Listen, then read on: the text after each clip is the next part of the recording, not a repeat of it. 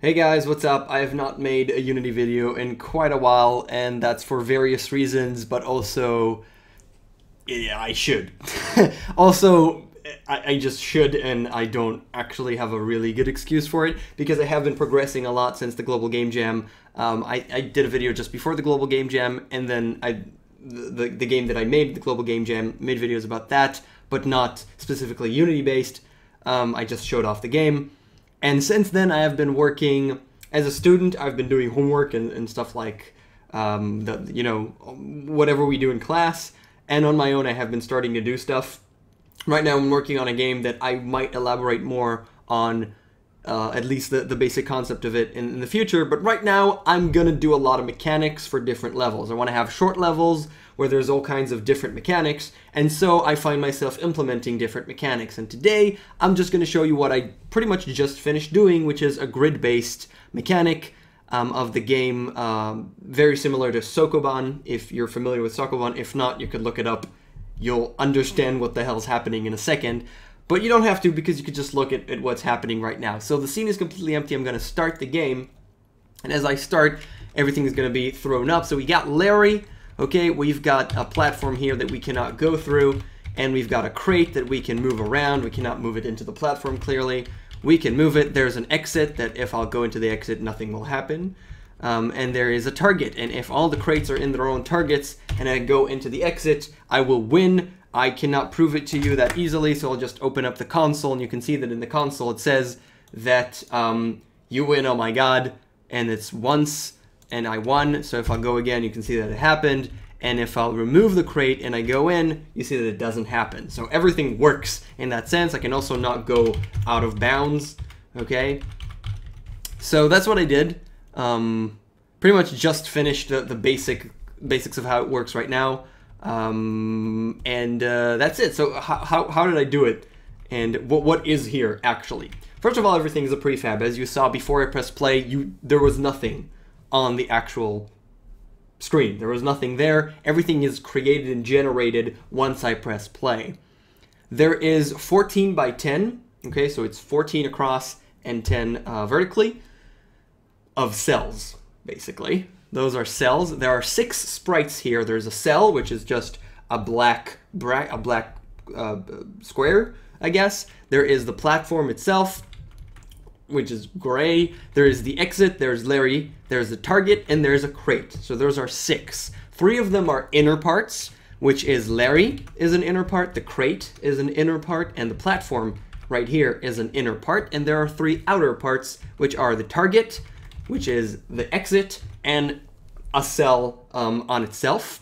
Okay, so the target is a specific one. The exit is actually a cell plus the exit itself, so it's just one thing over there.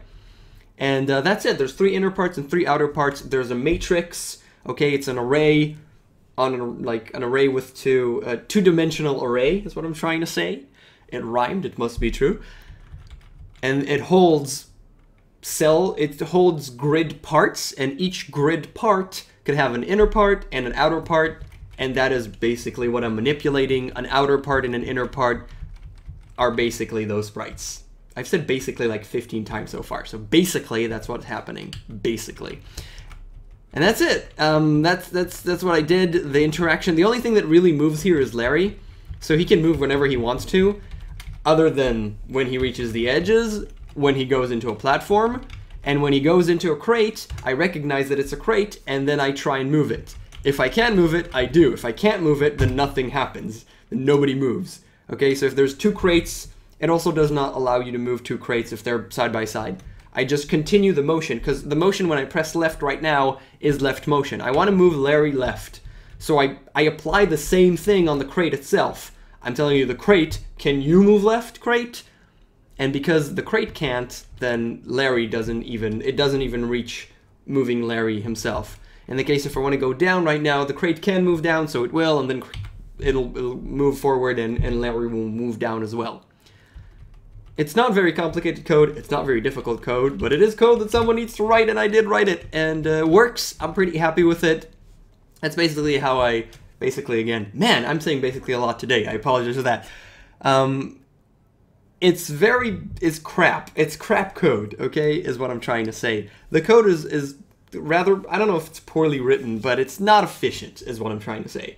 There's a lot of things here that are very, very redundant, and I have to go over it. This is the basic prototype stage where, okay, it works. Now let's make the code a little bit more efficient. I'm going to spend not a ton of time on that because I don't want to waste time on that right now. It's not that important. I'm just going to make it a little bit cleaner and more efficient, and then I'm going to be done with this mechanic, and I can apply it to whatever future levels that I want to do. I always know that I have this mechanic done. Okay, it works for me, and I can do it well. The only big issue with this mechanic, with how it's implemented right now, is it's kind of hard to create levels with it, because I have to, right now it's hard-coded, the level is hard-coded, and I want to be able to give it a string or give it a layout and then have it make a level the way I want it. Luckily, because not the entire game is not going to be like this, and I'm not going to have a level editor or something like that, I don't mind it as much that it's hard-coded, but it still needs to be more efficient than what I'm doing right now, and more easier to actually create levels and prototype them. Because right now it's not comfortable at all. It's all hard-coded, which is terrible.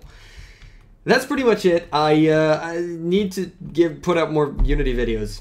I really do. I need to put up more Unity videos because I don't really have excuses not to do that.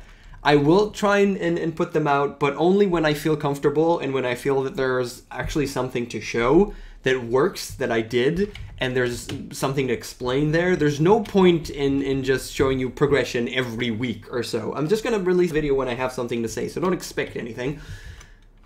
But I will put up videos probably, hopefully, in the future. And I'm pretty happy with this. Win conditioning works. Now I can prototype levels. I could create levels. It's not as easy, but I could do it, and it works. So I'm happy with that. And with that said, thank you so much for watching, and I'll see you guys next time.